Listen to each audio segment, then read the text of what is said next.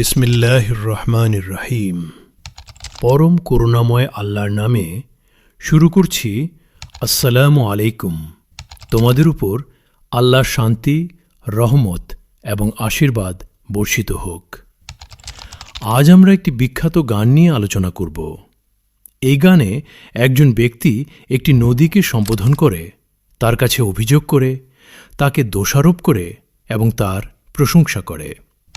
গানটি প্রথম নজরে সহজ মনে হতে পারে, কিন্তু ইসলামে একেশ্বরবাদের দৃষ্টিকোণ থেকে এতে বেশ কয়েকটি মৌলিক মতবাদগত বিষয় রয়েছে। আমরা আজ পবিত্র কোরআন এবং খাঁটি নবীর ঐতিহ্যের আলোকে এই বিষয়গুলি বিশ্লেষণ করব। এটি কোনো ব্যক্তিগত মতামত নয়, বা এটি কোনো নির্দিষ্ট চিন্তাধারার উপর ভিত্তি করে নয়, বরং এটি সরাসরি সর্বশক্তিমান আল্লাহর কিতাব এবং খাঁটি নবীর ঐতিহ্যের উপর ভিত্তি করে। প্রথম সমস্যা, নদীকে স্বাধীন সত্তা ও ক্ষমতাশালী মনে করা।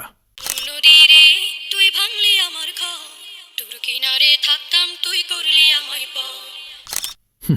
গানে বলা হচ্ছে, ও নদীরে তুই ভাঙলি আমার ঘর, তোর কিনারে থাকতাম তুই করলি আমায় পর। এখানে নদীকে এমনভাবে সম্বোধন করা হচ্ছে যেন সে নিজ ইচ্ছায় ঘর ভেঙেছে, নিজ ইচ্ছায় কাউকে পর করে দিয়েছে।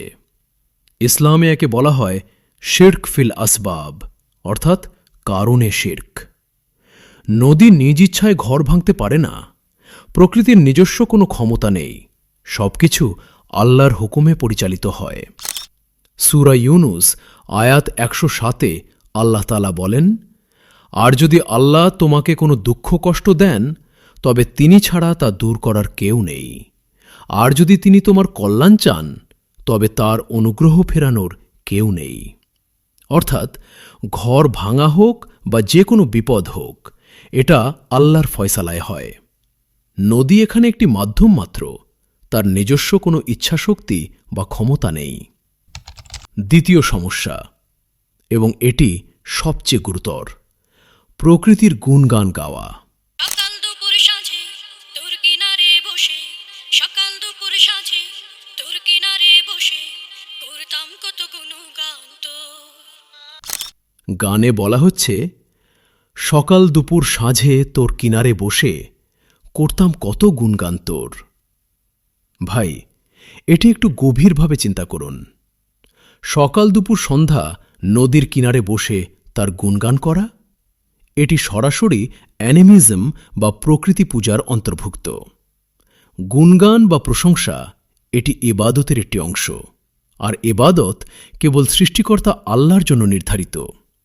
কোনো জড় পদার্থ বা নদীর গুণগান গাওয়া তাওহীদের সরাসরি পরিপন্থী। সূরা আল ফাতিহা আয়াত ২-এ আল্লাহ বলেন, সমস্ত প্রশংসা আল্লাহর জন্য, যিনি সমগ্র বিশ্বজগতের প্রতিপালক। আলহামদুলিল্লাহি রব্বিল আলামিন। সমস্ত প্রশংসা, সমস্ত গুণগান আল্লাহর জন্য, নদীর জন্য নয়, পাহাড়ের জন্য নয়, সমুদ্রের জন্য নয়। তৃতীয় সমস্যা, সৃষ্টির কাছে ভরসা বা নিরাপত্তা প্রত্যাশা করা। আপন বলে ভেবেছিলাম আশুক যত ঝড়, তোর কিনারে থাকবে ভালো আমার ছোট্ট ঘর। গানে বলা হচ্ছে, আপন বলে ভেবেছিলাম আসুক যত ঝড়, তোর কিনারে থাকবে ভালো আমার ছোট্ট ঘর। এখানে নদীর কিনারকে নিরাপদ আশ্রয় মনে করা হচ্ছে। যত ঝড়ই আসুক, নদীর কিনারে থাকলে ঘর ভালো থাকবে, এই ভরসা করা হচ্ছে। ইসলামে এটি তাওয়াক্কুল বা নির্ভরতার ত্রুটি। নদীর কাছে বা কোনো সৃষ্টির কাছে নিরাপত্তা আশা করা ভিত্তিহীন। একমাত্র অভিভাবক ও সাহায্যকারী হলেন আল্লাহ।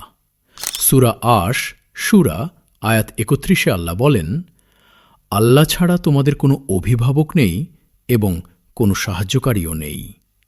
ঝড় বাদল, বন্যা, প্রাকৃতিক দুর্যোগ এসব থেকে রক্ষা করার ক্ষমতা কেবল আল্লাহর। নদীর কিনার আপনাকে রক্ষা করবে না।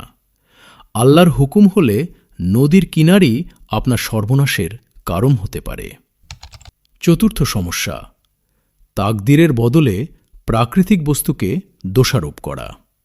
কিন্তু এমন করলি কেন বল, আমার সাথে করলি বড় ছল। গানে বলা হচ্ছে, কিন্তু এমন করলি কেন বলো, আমার সাথে করলি বড় ছল। এখানে নদীকে চেতনাসম্পন্ন সত্তা মনে করে তার বিরুদ্ধে ছলনার অভিযোগ করা হচ্ছে।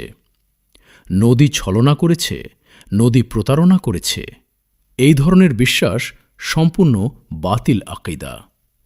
বিপদ আল্লাহর ফয়সালায় অর্থাৎ তাকদিরে আসে।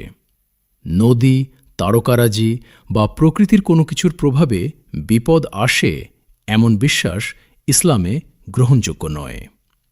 সহিহ বুখারী হাদিস নম্বর 1048 এসেছে যে, বৃষ্টি হওয়ার পর কিছু মানুষ তারকার প্রভাবে বৃষ্টি হয়েছে বলে বিশ্বাস করত।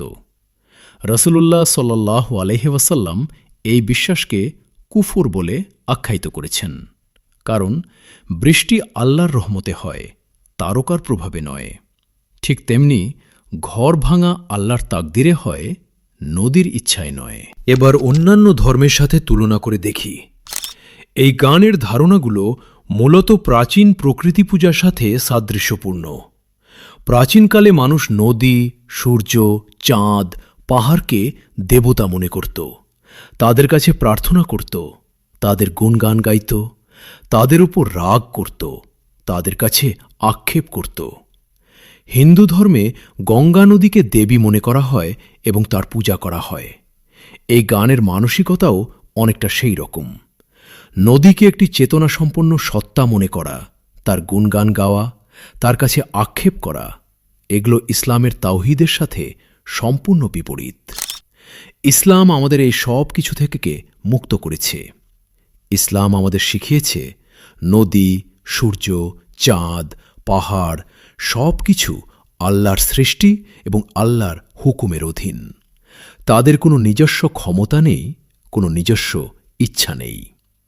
আমরা তাদের কাছে আক্ষেপ করি না, তাদের দোষারোপ করি না, তাদের গুণগানও গাই না।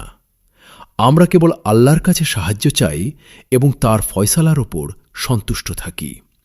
এটাই হল ইসলাম ও তাওহীদের প্রকৃত সৌন্দর্য।